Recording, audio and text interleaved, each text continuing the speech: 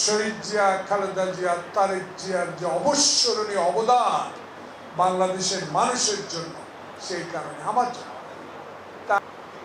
16 বছর যে ব্যক্তিটির কারণে তারেক রহমানের মেরুদণ্ড ভেঙে দিয়েছে,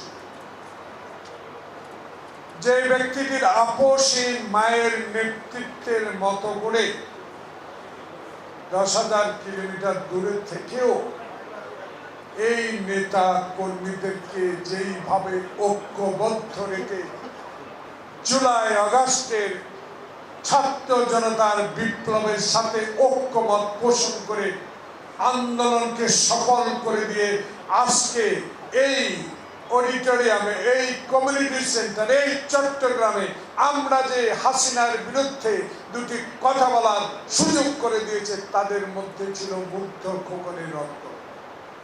আর সবচেয়ে বেশি সমর্থন ছিল আমাদের নেতা তারেক রহমান, যিনি 10,000 কিলোমিটার দূর থেকে আন্দোলনের রূপরেখা তৈরি করে মানুষের কাছে আপনাদেরকে পৌঁছে দিয়ে জেল জুলুম আয়নাঘর বানিয়ে অত্যাচার করার পরও রুখতে পারে নাই। তাদের সমর্থনে আজকে যারা জুলাই আগস্টের বিপ্লবের দাবিদার, তাদের পূর্ণ সমর্থন দিয়েছে কে?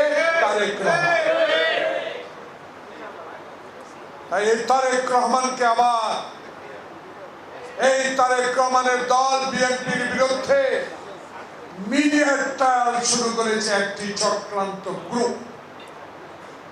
সত্যিকার অর্থে যদি আপনারা জাতীয়তাবাদী শক্তির মানুষ হয়ে থাকেন, সমর্থক হয়ে থাকেন, তারেক রহমান একজন আদর্শবান কর্মী হয়ে থাকেন, আজকে এই ছোট্ট পরিসরে এই চট্টগ্রামের মাটিতে সেনবাগ ফোরামের কাছে আমি অনুরোধ জানাবো, আল্লাহ ছাড়া পৃথিবীর কোন শক্তি নাই তারেক রহমান এবং তার দলকে রুখতে পারে। কোন কুচক্রী মলের কথায় কান না দিয়ে আমার ভোট আমি দেব একটি নির্বাচনের তারিখ দিতে হবে। সেই নির্বাচনে বাংলাদেশের জনগণ ঠিক করবে আগামীতে কে সরকার গঠন। এই নির্বাচনে প্রমাণ করবে আগামীতে কারা ক্ষমতায় যাবে। কারণ এখন তো হাসিনার 20টা হুন্ডাও নাই, 40টা গুন্ডাও নাই। এখন তো হাসিনার যুবলীগ নাই, এখন তো হাসিনার ছাত্রলীগ নাই,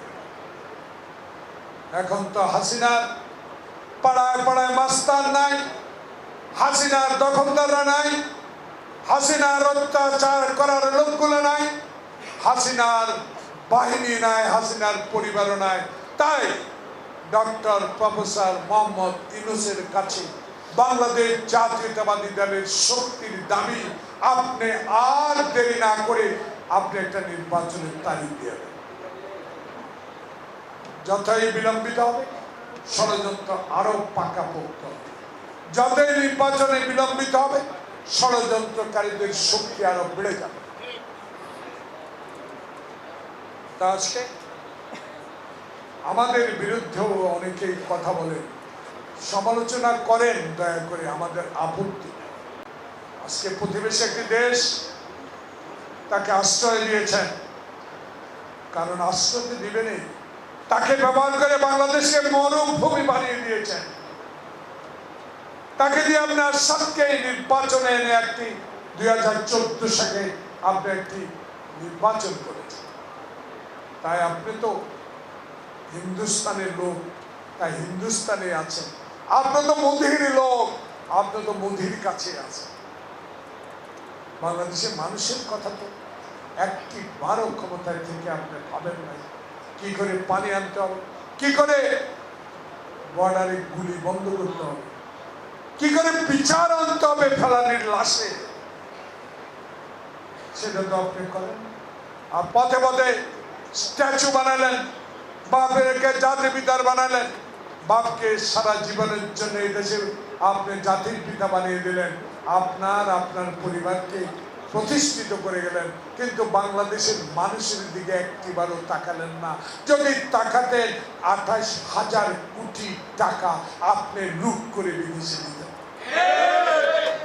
আপনি যদি এদেশের মানুষের প্রতি তাকাতেন তাহলে আপনি হিন্দুস্তান থেকে তিস্তার পানির শেয়ার আনতে পারতেন।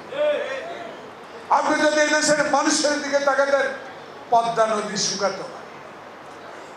আপনি যদি এদেশের মানুষের দিকে তাকাতেন, গণতন্ত্রের নামে অগণতান্ত্রিক কাজ করে সংসদকে অকার্যকর করতেন।